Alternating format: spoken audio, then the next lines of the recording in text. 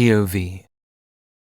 I laughed to myself when I saw the alpha claim Heather's twin sisters as his mate. He was shocked to claim them both. The girls were, of course, thrilled to have one man. They have always enjoyed sharing. Michael had raved about the twins for weeks after a night with them. Now they are off the market and Michael will have to keep looking. So far, none of my brothers have found their mate. This shocked me a little. I would have thought that with all these balls, at least one of them would have found their mate. My gut feeling was the King of the South was pushing too hard for us to believe the King of the East had something to do with the kidnapping of Princess Brenda all those years ago. I have asked him to bring proof, but it is over 1,000 years ago. Why should it be a bother now? I understand the person or people is most likely still alive, as Lycan lived a very long time. But would they still harbor a grudge or something that is many years old? After a few more dances with Heather, she whispered she had had enough and would like to return home. The hype of the ball had gone off the boil, and I think she also is missing her babies. She was taking them off the breast, and they will be bottle-fed, but they still get at least one feed from the breast. I don't understand all that side of things and have to trust they know what they are doing. I love being able to hold a child and feed them. It also gave Heather a break, which she needed, like coming to the ball. It was fun and she got to have a laugh or two and catch up with friends who attended the ball. We bid Harold and Sabrina a good night and headed upstairs to our room. Once we were inside, Heather wrapped her arms around my neck and pulled my face down for a passionate kiss. When I looked up, we were back at our home, and the minx had sidetracked me, so I did not notice we had ported. I did not even feel disorientated. I was so engrossed in our kiss and the feel of her body. Jane came to our room, having felt our arrival home. "Hello, how was the ball?" Jane asked, handing the twins over to Heather and me. "The twins found their mate," I said, and Jane squealed with delight. "Tell me everything you know," Jane demanded eagerly. "He is an alpha, so you will be hearing about it soon," Heather said as she took a seat, removed her top, and commenced feeding the baby she had in her arms. She might be weaning them off of the breast, but I think she still likes to feed them when she can. "You mean they are sharing a man?" She squealed again, as if this was the best news ever. "Jane, how much do you know about the kings of the South and East?" I asked, hoping she may have heard something. "The Lycan kings? All. Lycan disappeared around the same time. From what I have seen in history books, there were a lot of fights about 1,000 years ago, and the South and East were fighting the most. Why do you ask?" Jane was curious, but not pushy. "The king of the South was at the ball. He kept saying the East was behind the kidnapping of the Lycan princess." "Seems to me it would have been the other way around. Let me get the book from pre-kidnapping, and you can read what I have." Jane left the room and Heather gave me a look that I could not decipher. Jane returned with the largest book I have ever seen. It looked to be very old and I was worried about touching it. It was so old I thought it would fall apart at any moment. Jane placed it on the table with a loud bang, and it landed on the surface. I thought I saw dust fly off of it. "What is this?" Heather asked, looking at the book Jane placed on the table with a skeptical eye. "This is a book about our history. I received it from my mother. She said it had been handed down from mother to daughter for generations." I opened the book and read the first page. What language is this? It was not written in one I recognized. Old script, the same language Heather greeted her mother and father with when she was dragged to the castle to explain why she had not attended the mandatory meet and greet of her sons. Jane chuckled as she watched Heather, growled at her mother's reminder of that day. I can't read it. Well, I couldn't.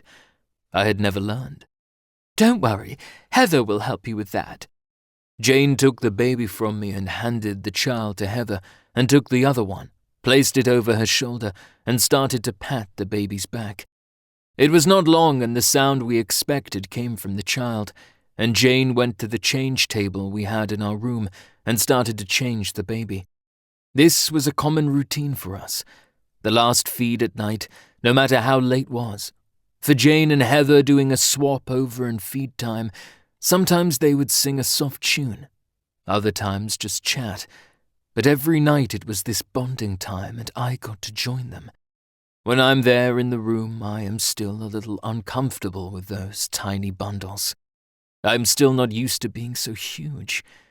Not that I'm complaining. I like being over 8 feet tall. I have yet to have anyone try and challenge me. Jane took the twins out of the room and back to the nursery, where she would put them to bed. Heather came and stood beside me as I flipped through the pages of the book. It had some pictures in them. Someone had drawn them to depict a person or place at a time and place. A long time ago, the period clothing and styles were interesting. Chapter 121. Heather POV. The book was interesting. It was not the same information we had in our minds. This was something new, from someone else's point of view. I read the first few pages and wondered who the author was. It had not entered anywhere as to who wrote all of this. The maps were of the 5 main palaces and castles of the Lycan clans, something I had not known about. I thought there were only 4, but apparently the 5th one, being here, is at the top of the hierarchy chain. The others were not really kings and queens, but they liked to call themselves that. Confusing? Yes. No matter what way you read it, they're more like lords and ladies, and only my descendants are the true kings and queens. Scary reading. Where they tried to rid themselves of their true bloodlines, they try to make them recognize kings and queens. I don't really care who is king and queen, but it seems others do. Jane was right. It seemed like the South was the main instigator for a lot of trouble all those years ago. And the 5 came to an agreement to make clear boundaries that each king and queen ruled over. I have no problem with that. I would have to read further to see if there were any other signs of a big battle that made all the Lycans withdraw from society. Come to bed. You can read that book later, Mason called me from bed. He was now settled in for the night. I picked up the book and put it in a drawer, out of sight, and climbed into bed. Mason was quick to pull me to him and snuggle in behind, sniffing my neck and making sounds of pleasure. The baby's crying woke me up in the early hours of the morning. It wasn't loud, and I assumed Mom got up to them, but I was awake now, so I shuffled down the hall and went to the nursery. I was right. My mother was rocking my son. My daughter was still asleep, but it would not be long, and then she would also wake up and would want her nappy changed and would want to be fed. I walked in, picked up my sleeping girl, and took her to the changing table. Morning, Mother, I whispered softly, and Mom nodded back to me, giving me a soft smile before turning back to the baby she was feeding. Brenda slept through the whole change of the nappy, and I carried her with me as I warmed up a bottle for her. I did not feel like giving breast today. I had reduced how often I gave myself to them. The weaning was going well. They took to the bottle quite quickly, and it made it easier for my mother and the other nanny to look after them. My duties in the office had grown again, and I found I was spending more and more time in the office and less time with my twins. I would have to look at changing that, but I have yet to work out how to do that. I sat and placed the teat of the bottle into my baby's mouth, and without even opening her eyes, she started to drink.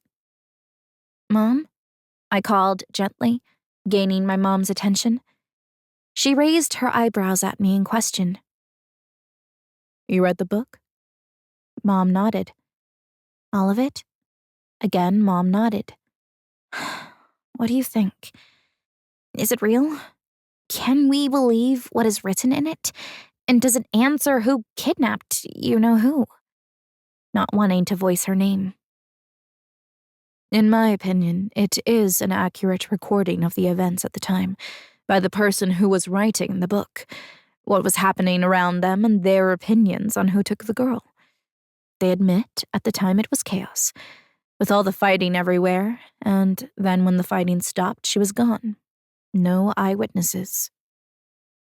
Mom spoke calmly, as a matter of fact, as if none of this was anything more than a story. Who were fighting? Central was defending against the South. Could any of those other factions be involved in the child missing? The book makes it clear that only one side that was in conflict was the South, until the girl went missing. The South mounted attacks against all factions at the same time, and when the girl was noticed missing, all fighting with the Central faction ceased, and the hunt for her began. What? How? You can't just stop fighting the enemy. I'm confused. The writer says that when it was noted the girl was gone, they made one final push and went south out of the gates and closed them up, and then the hunt for the child began the next day. Groups scoured the countryside, but never found her, and the blame for who took her began. So no one knows if she was actually taken, or if she just wandered off and got lost. So for over 1,000 years, all ties to the other factions ceased, because they did not trust anyone. It seems that way. Without proof of any kind, they could not do anything but hunt for her and lose the trust of everyone. The whole Lycan people became embroiled in the blame game and disappeared from life, not trusting anyone. So, with technology, they did blood tests to hunt us down. Now they have found us. So, what are we to do?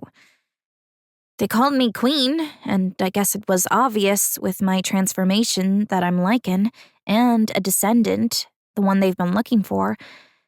But I'm still a little bit lost as to what they are expecting me to do. We have the werewolf king on our side, and at least I trust my brother-in-law, Harold and Sabrina, and that will continue since they're family. But I have no idea what I'm supposed to be doing about the rest of the factions. The King of the South is trying to blame the East, so he's definitely a person I'm watching. He lost any trust from me when he started the blame game. We are going to be inviting all the factions, one by one, to meet them. I'm going to ask the North and the West to come and visit first, get an idea about them, and then bring in the East.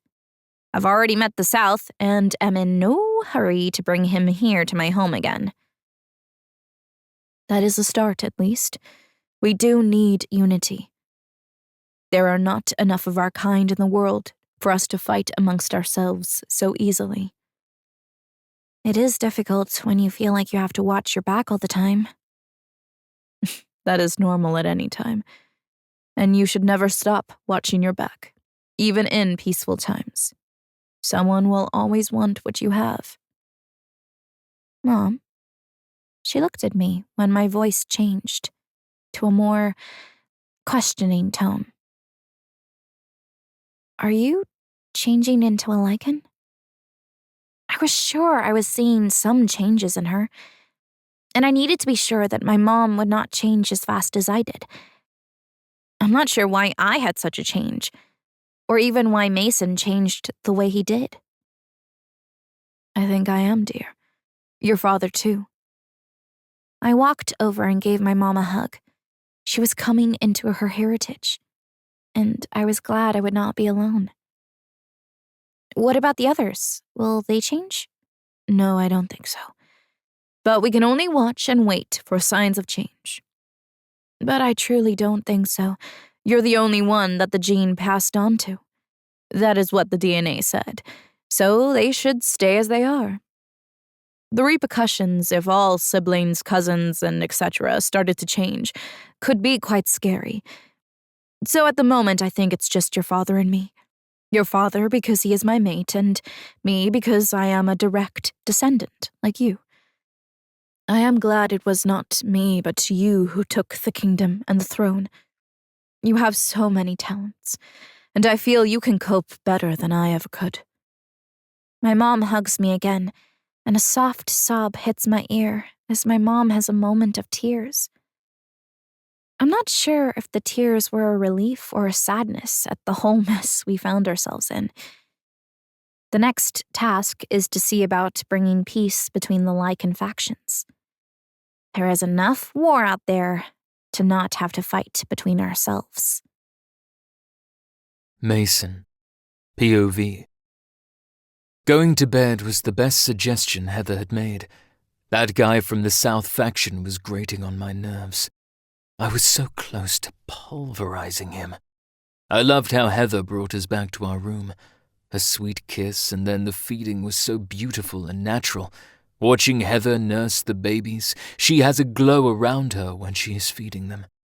And I wonder if it is something to do with her gifts, or is a natural mother glow. Either way, it was so beautiful. Sleep came quickly, with my mate in my arms, and I had a dreamless sleep until I had woken up to Heather's movements as she left the bed. I heard the faint noise of one of the babies and knew that was where she was headed, and I grabbed her pillow and sniffed it, sighing. I snuggled up against it and fell back to sleep. The shower was the next noise that woke me. I crawled reluctantly out of bed and headed to the bathroom. I relieved myself and then stepped into the shower behind Heather. I love these showers, being able to take both of us. Heather was responsive as I took the loofah from her and soaped it up. Slowly I washed her body, from her toes to her hair. She moaned and groaned as I placed gentle kisses on her body at different places, watching her different facial expressions and hearing her moans, making being in the shower with her so much fun. You never know what you are going to get from Heather, but I would not change one thing. I love all of it. My turn, Heather said when I had finished washing her body and had started to massage her lovingly. I allowed her to take over, and she copied what I had done. And I too moaned and groaned at her gentle touch, and then she went further than I did. Heather knelt down before me, took my hard erection into her mouth and pleasured me. Her tongue twirled, and her teeth gently grazed my length, and her hand joined in with a perfect squeeze. And it was not that long before she sent me flying to the sky of ecstasy. Heather was staring up at me as I lost my load, and she grinned at my release, her face full of satisfaction. Goddess, I love this woman. What she can do to me blows my mind. Never would I have dreamed having a mate could be this good and rewarding, regardless of the surrounding pressures. It is moments like these that make up for all the stresses that the kingdom brings. After the shower, we headed down for breakfast. No one was up yet. We were both early risers. The babies made sure of that, and though I did not get up with Heather, I was up the moment she returned and ready to take on a new day together. Heather had plans to visit the North faction today, and I was not letting her go alone. I needed to be with her all the way and show everyone a united front. "Hey, brother!" To my surprise, Michael arrived as we were finishing our breakfast. It is rare for him to be up this early. I wonder what changes are going on with him. He was always the first to be out partying. "Hi, Michael. I had not expected to see you this far away from home," Heather replied before I had a chance to say anything. He leaned down and kissed Heather on the cheek and gave me a knowing smirk. "I was wondering what was going on with you all, and thought I would visit and see my nephew and niece," he replied as he sat down and grabbed coffee and a plate. He filled it with a heap of bacon and sausage. I felt a wave of energy sweep across my skin and watched Michael suddenly sit up and look around, a little surprised by the feeling. "Don't panic, Michael. I have put up a sound barrier. We can talk without ear listening," Heather said, having seen Michael's reaction. Although I had felt Heather do this a number of times, it still makes your skin crawl when she does it. "Reason?" Michael asked warily, still looking about him. Can't be too cautious.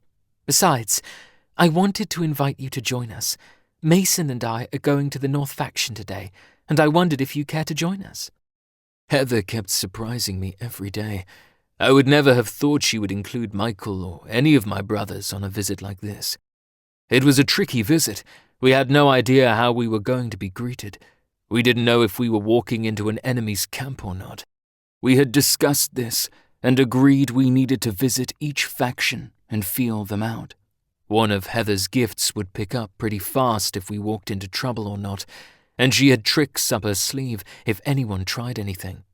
But to offer to bring in Michael was a surprise.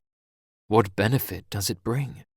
I could not think of one, other than sharing a bonding moment with my brother.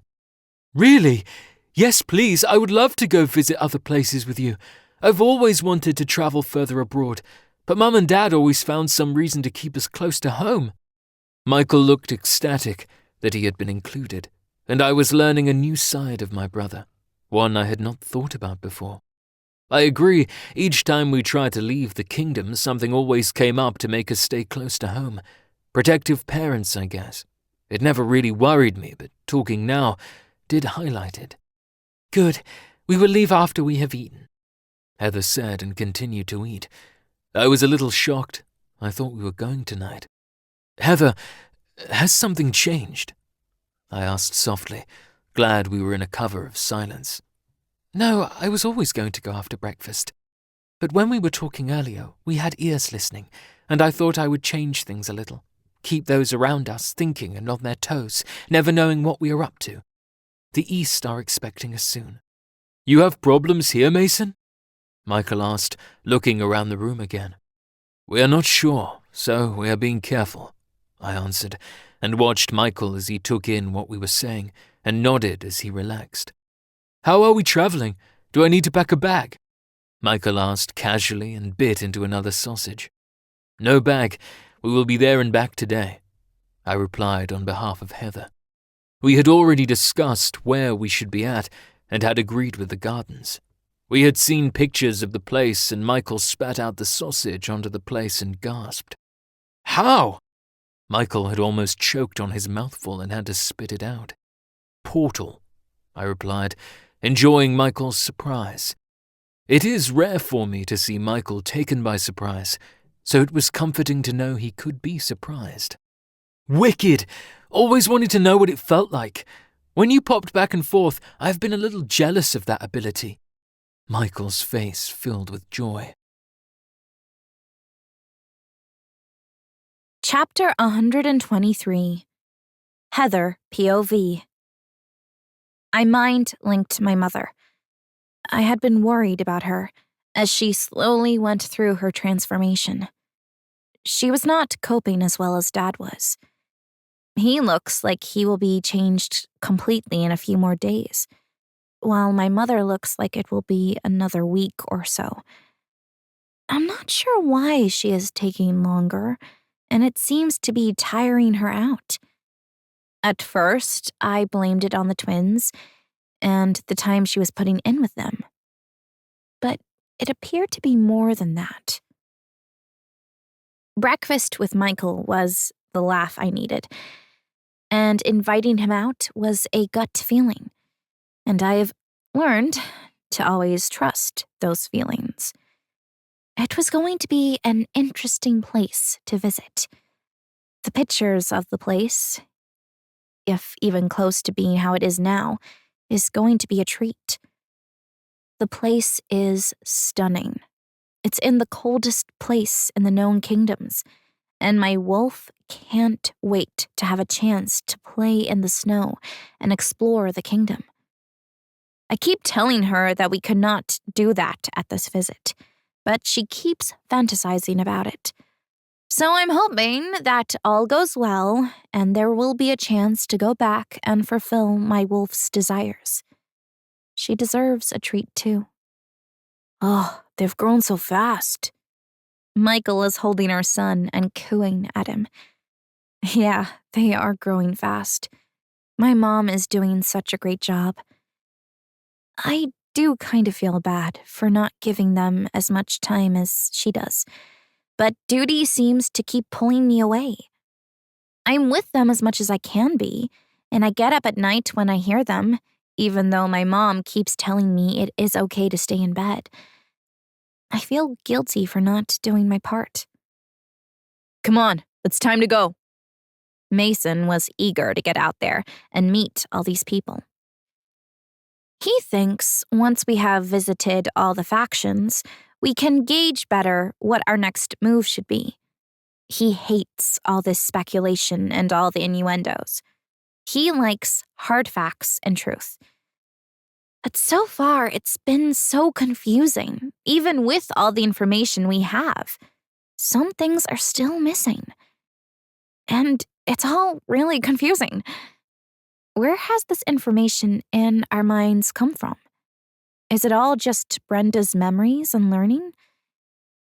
It would explain the lost information.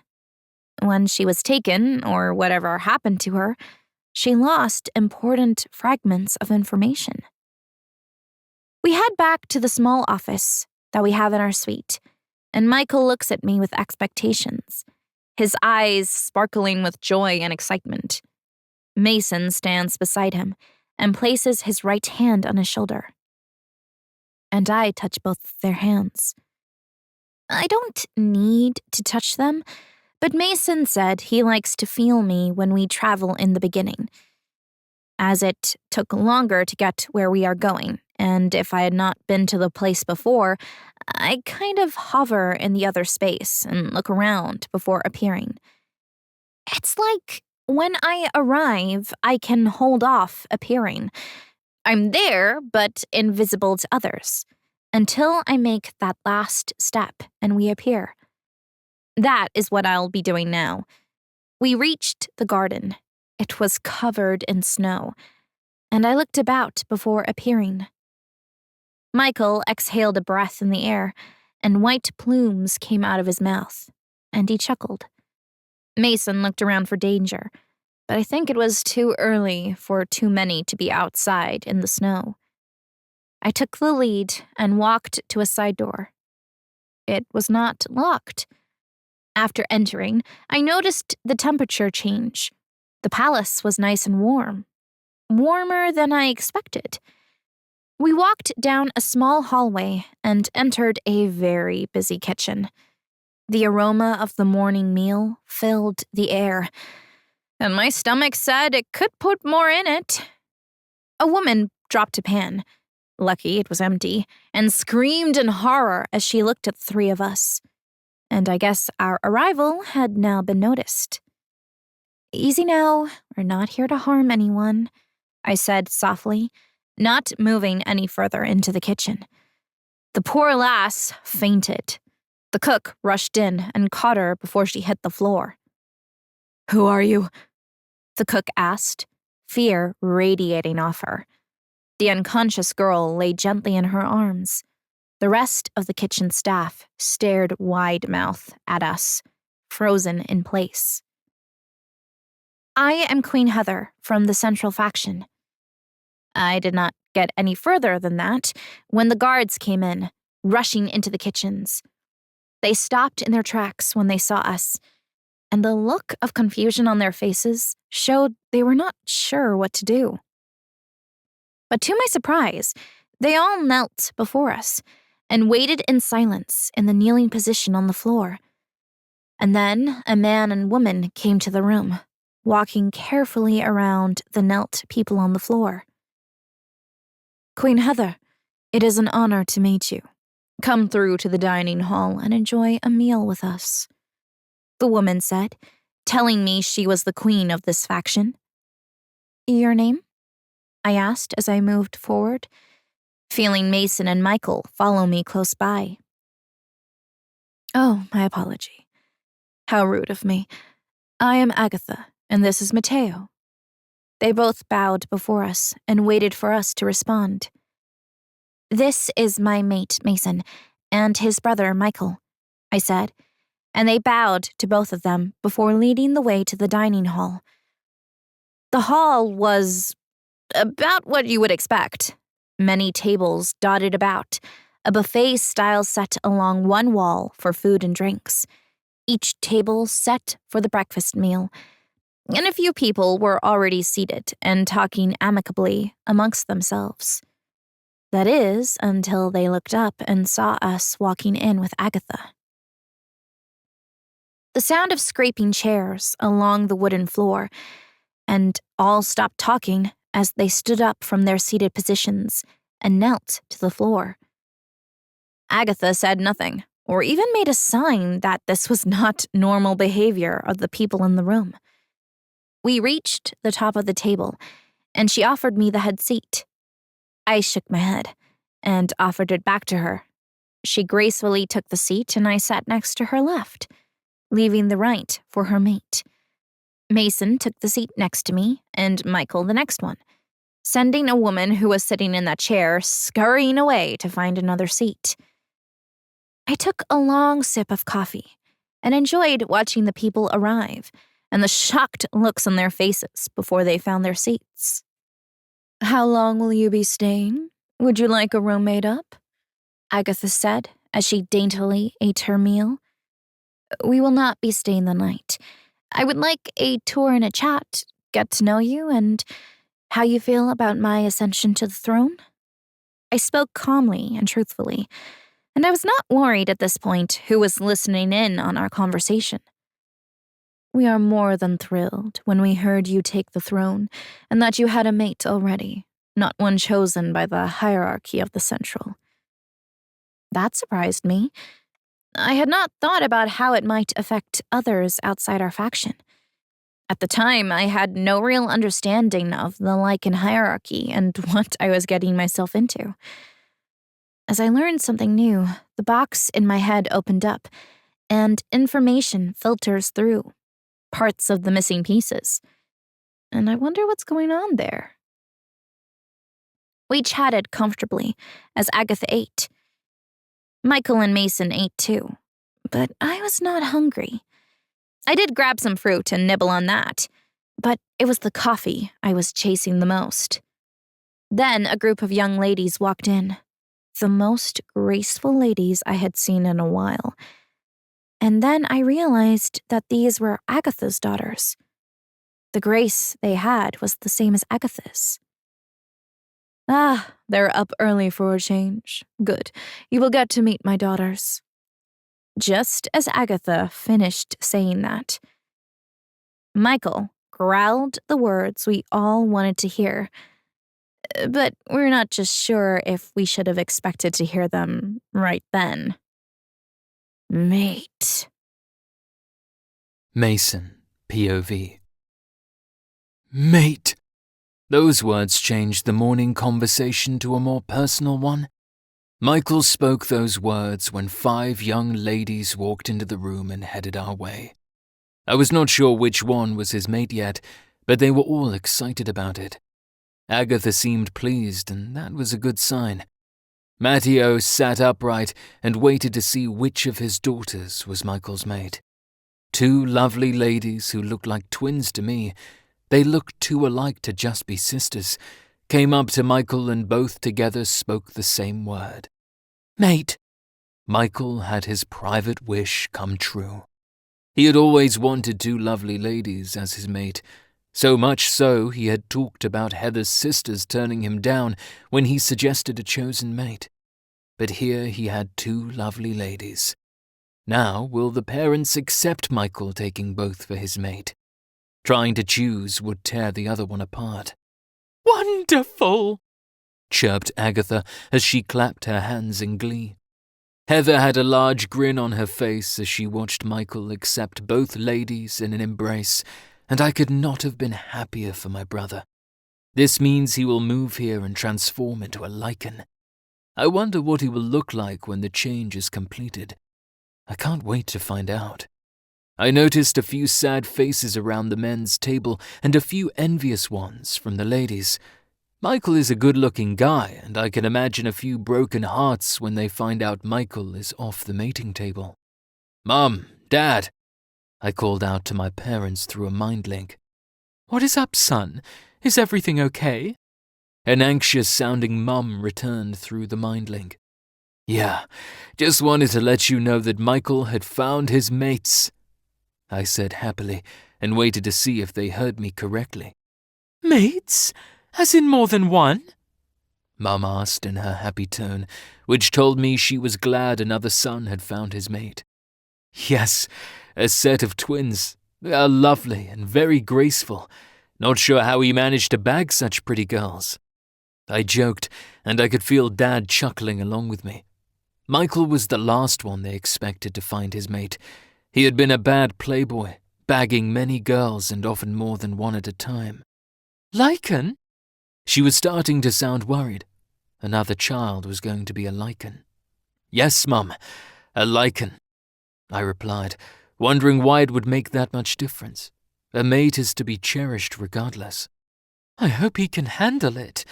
The word there is that the Lichen King is in some kind of war. I would not like to think my children will be stuck in the middle of that. When we return, you can fill the both of us in on this word you are talking about. I would have thought you and Dad would be the last to listen to gossip.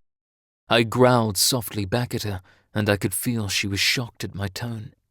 Turning back to the conversation around me, I noticed that Michael was gone, and so were the twins. I must have been so caught up in the conversation with Mum and Dad that I had not noticed them leaving. I looked at Heather, and she seemed to have picked up on my confusion. The girls were eager to be claimed and took Michael away. Heather mind-linked me with a sly smirk on her face. She was pleased with Michael, but I can't tell if she was okay with him having two mates or not. It is not uncommon for twins to take two mates. Her sisters did last ball, so maybe I am picking up on something other than the mating part. Come to our office and let us catch up and talk a bit about what just happened and how it will impact on our journey in life, Matteo suggested, and stood up from the table and led the way. I walked by his side, and Heather and Agatha walked behind, chatting like ladies do about how cute it was and stuff like that.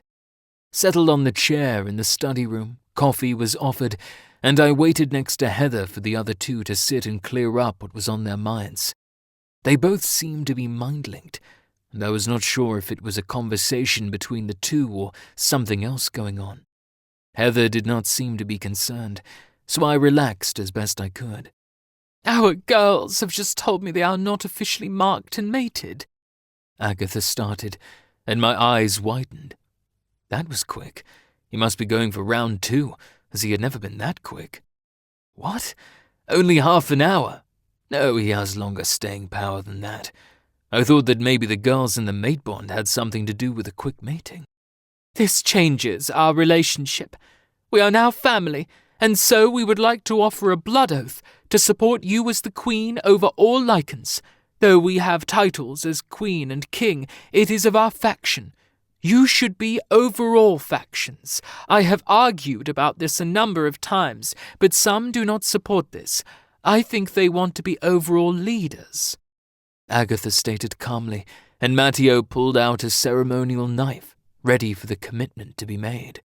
Would you have done this if Michael had not been mated to your girls?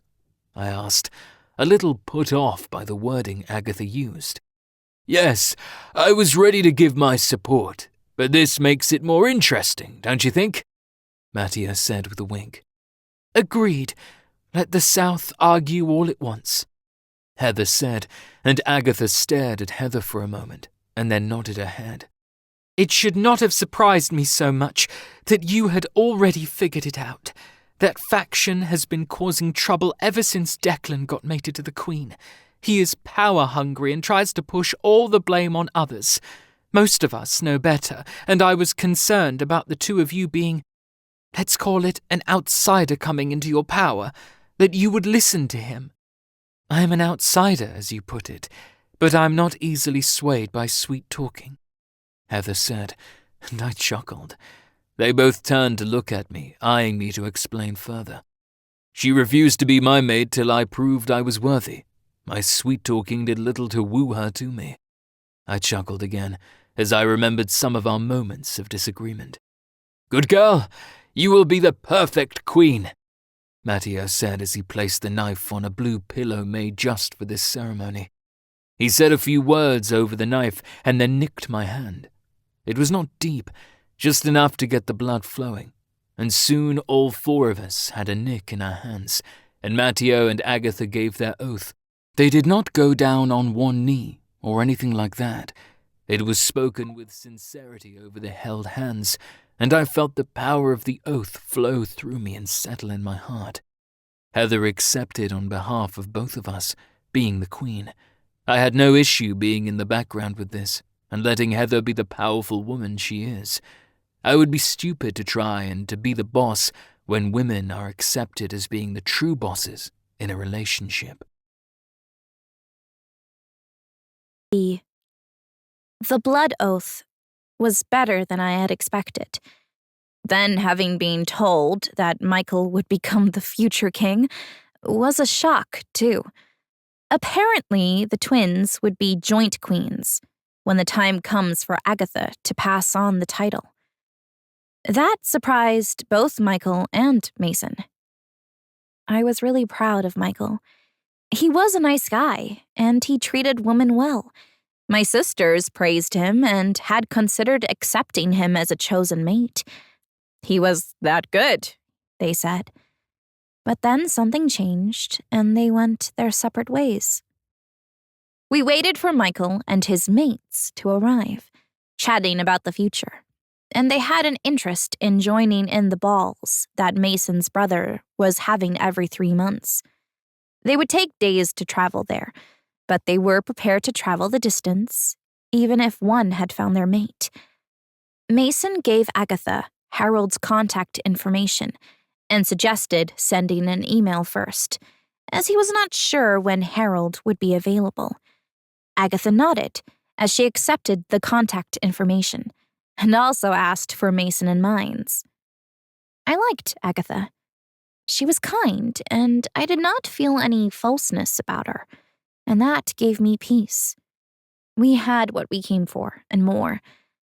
I hope everywhere else goes as well as this one did. Michael arrived, and he had a mark on each side of his neck. He had given both his ladies his mark, too. He was beaming with joy as these 2 ladies doted on him, and he lapped it all up. I hope he's up for the challenge. I can't imagine trying to keep 2 women happy all the time. Michael, do you want to go home and pack? I asked him softly. The others looked at me, frowning at my question. We can give him all he needs. He does not need to leave, Agatha said, as her 2 daughters grabbed hold of Michael as if he would leave them behind. Actually, I would like to grab a few things, Michael said, as he kissed his 2 mates and looked eagerly at me. We'll be back soon. Mason, can you stay here? I'll return soon. Mason nodded, and Michael took a hold of my hand. I took Michael to his room. He grabbed 2 suitcases and started to fill them with the things he wanted to take with him. His mother and father walked in and gave him a hug and wished him well. They helped him pack, and 10 minutes later, Michael was saying goodbye to his parents and looked at me to take him back. We returned to the squeals and joys from his twins. As Michael returned with the 2 suitcases in hand, they each took one and rushed to their room. Michael said his goodbyes to Mason and me and went to chase after his 2 mates. That was quick. I had no idea you could portal to places. You are truly the real queen, Matteo said, and bowed to me again. Agatha smiled and agreed with him. We talked some more about the ball and other issues that she was having, and I gave her some suggestions to try. It's time for us to return. We hope we can have a chance to visit again, too, in the not-so-distant future. Mason stood up and walked to me, saying his goodbyes to Agatha and Matteo, Michael having already said his goodbyes. This was a really lovely place, full of cheerful people, and I look forward to visiting again. We vanished before them and appeared in our suite. Although I was happy to be home, I was sad to have left. They made me feel so calm and welcome there, and we received so much more than we had expected. The sound of one of my twins grizzling drew me to the nursery, and I was shocked to see my mom collapsed on the floor. "Mason!" I called out as I ran to my mother and breathed out a sigh of relief. She was still breathing. Mason rushed in and stopped short. She's alive. Could you take the twins and change and feed them? I think Mom is struggling with her transformation. I need to take her to our room and work on her. Can you do that, please?" I begged as I lifted my mom from the floor. She was sweating and pale. "Go. Look after Jane. I got the kids," he said, and picked up our son, who was the one fussing, and took him to the change station.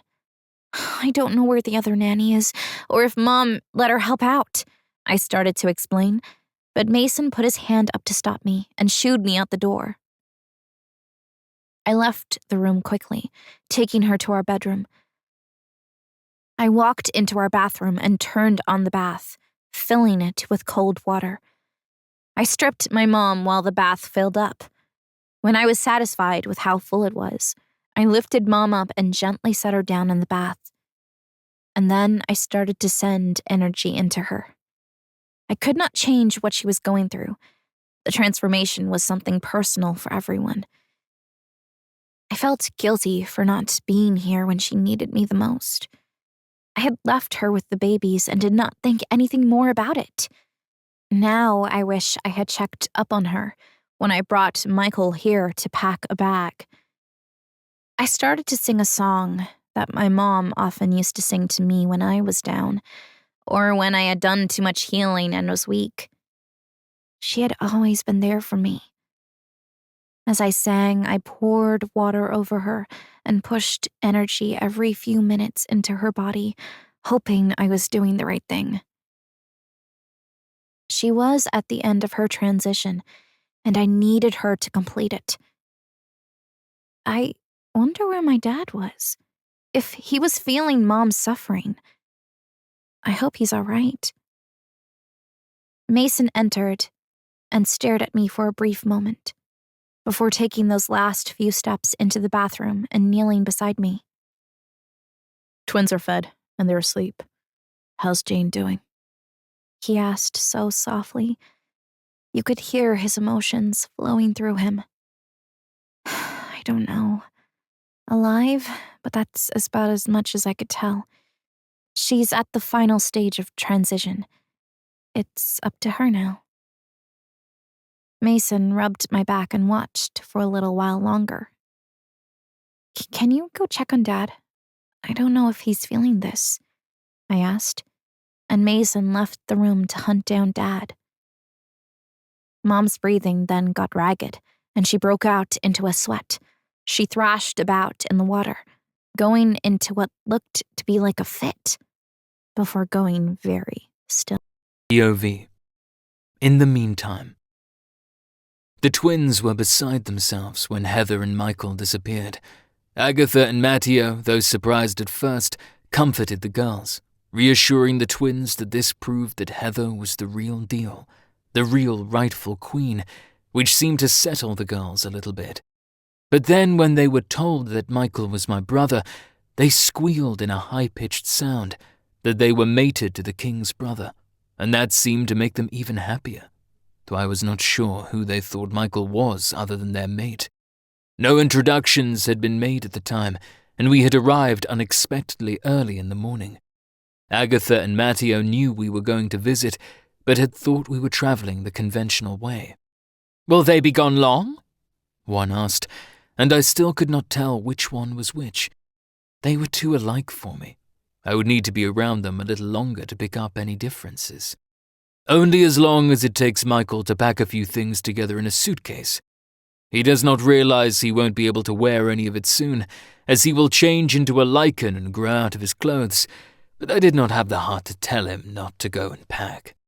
The girls giggled at this, and I could see these two will keep Michael on his toes. I can't wait to see him work through the mate and the changes he has to go through.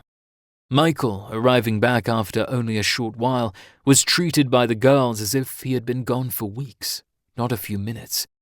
He was happy to be lavished on by their attention, and Heather beamed proudly at Michael and his behavior. He was making his dreams come true. We did the niceties and left the kingdom, pleased to accomplish what we have set out to do. We have so much to accomplish, and the quicker we can have it done, the sooner we can settle into a routine of life. I was getting changed into some workout clothes, was going to head to the gym and get some training done, and felt I had been slacking in that area lately. I was happy to be home. Heather was headed to check on the twins, and knowing her, she would most likely like to spend some moments with her mum. I let her be. Her mother had not been well lately, tired and antsy, not sure what was going on, other than the change was taking forever for her, and Heather was worried. It was not like it was an illness she could heal, and that made it frustrating for Heather, being unable to take the pain away from her. I had just reached my closet and was about to strip when Heather called me. Her voice sounded panicky, and I rushed to the nursery, unsure what I would find, and stopped just inside the door at what I saw. Poor Jane. She looked so pale and lifeless on the floor. Heather asked me to take over the care of the twins, so I picked up Reese and changed his soggy mess, wiped him clean, redressed him in nice dry clothes and nappy, grabbed the bottle from the warmer and fed him. He never made a whimper. Once I picked him up, his eyes tracked me the whole time, and he gurgled a happy sound as if he were talking to me. I was in awe of this little guy. He was growing so fast. Once I had finished feeding Reese, I placed him down in his bed and picked up our girl. She was still sleeping. This girl loves to sleep. She is rarely any problem. Only Reese is the one to gain our attention. I changed her, and as I fed her, she opened her eyes and looked at me. Her eyes were shining, and it was as if she could smile while drinking. I'm sure she was smiling at the moment at me, and when I had completed the change and fed her, I laid her back in bed. Both twins are now changed, fed, and sleeping. I went on the hunt to find out how well Jane was doing. The moment I opened the door to our room, I knew things were not going well. The feeling I was getting from Heather was intense and full of fear and sadness. When I knelt beside Heather, I knew things looked bad. Heather and I spoke for a few moments, filling her in with what I had done, when Jane started to thrash violently in the bathtub, splashing water everywhere. And then nothing. She was lying still in the water, and I dreaded the worst. And I thanked my wolf for the great hearing that I could hear her heart beating, slow and steady. Whatever happened was a catalyst of her transformation, and I prayed to the goddess that it was over for Jane, and that she would wake up and be the wonderful lady I know her to be. Over the past few weeks, Jane had grown in height, and muscles seemed to have developed, but her pale, sickly appearance was of concern. I will take Mum out of the bath now. Could you go check on Dad?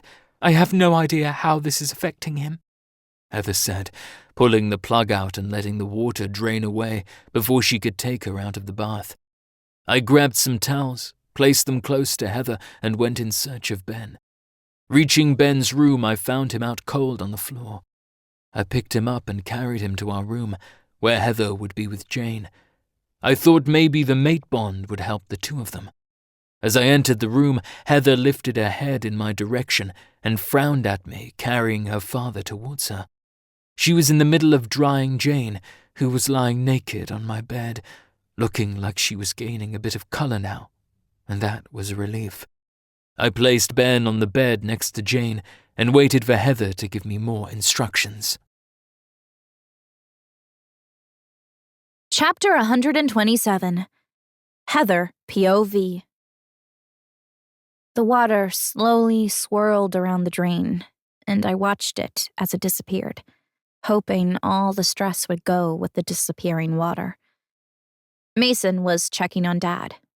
Mom was now motionless, but alive. The steady beat of her heart and the rise and fall of her chest was my only comfort. Grabbing the towels Mason left beside me, I lifted Mom up and wrapped one around her, and carefully lifted her out of the bath and into the bedroom, placing her on my bed. I raced back to the bathroom, picked up some more towels and started to dry her off, trying to make her more comfortable. She still looked pale. Mason carried Dad in. It did not surprise me to find him out cold. He would be commencing his final change too, being so closely bonded to my mom. Once they were side by side, I pushed them together, so they were touching all the way down, and sent energy into both of them. They had nothing I could heal, and I did not even know if what I was doing was the right thing to do. There was nobody to instruct me on this transformation. Usually, any transition will start to take place very close to the day you were marked. But my mom was never changed into a lichen. For any change to occur, it was only because of me becoming queen that her and Dad's change had begun.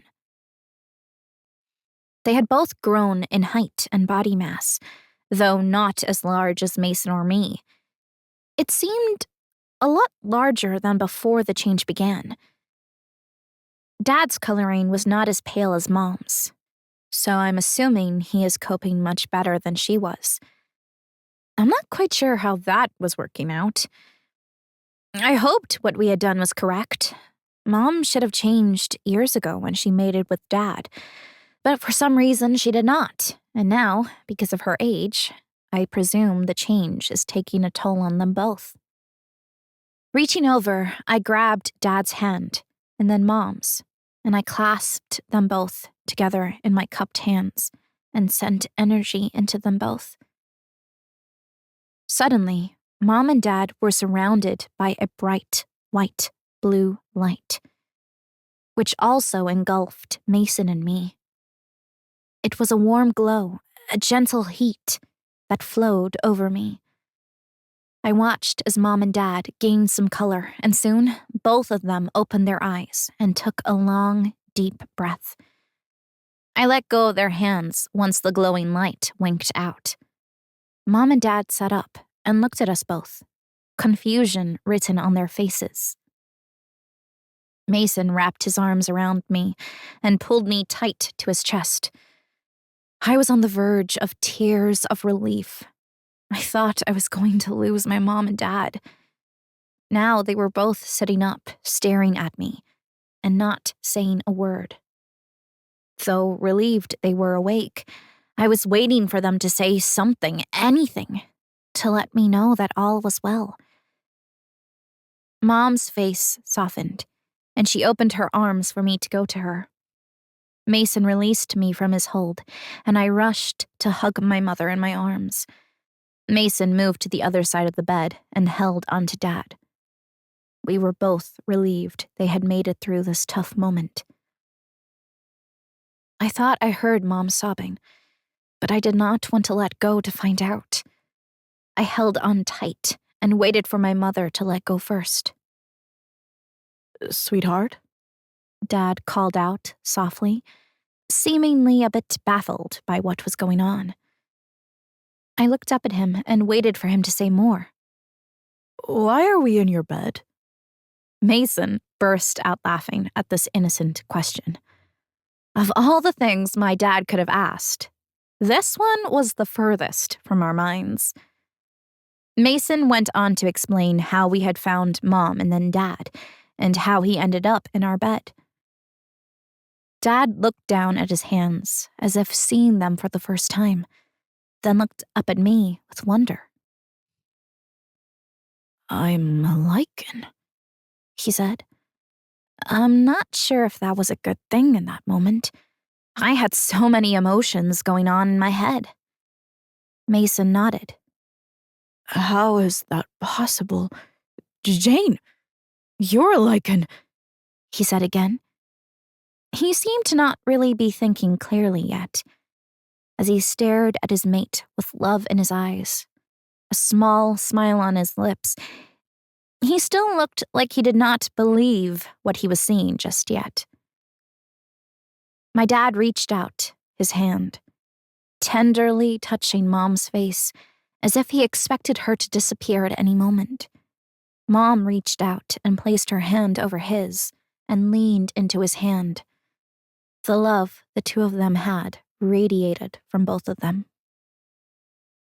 Mom, why don't you and Dad go to your room to rest for a bit? You two have gone through a rough time, I suggested, and with Mason's help, we walked them slowly to their room. Both of them still a little bit weak. That one will. They both look good, Mason said once we closed the door to their room. Yeah. We headed back to our twins' room and looked in on them. Again, I wondered where the other nanny was. I had not seen her for a few days. The children were sleeping peacefully. I pulled up the blanket and recovered Reese. I leaned down and kissed each of them, and then left the room, making sure to leave the door slightly open so I could hear when they woke. We did have a monitor, but I liked to hear them through the door, rather than a machine.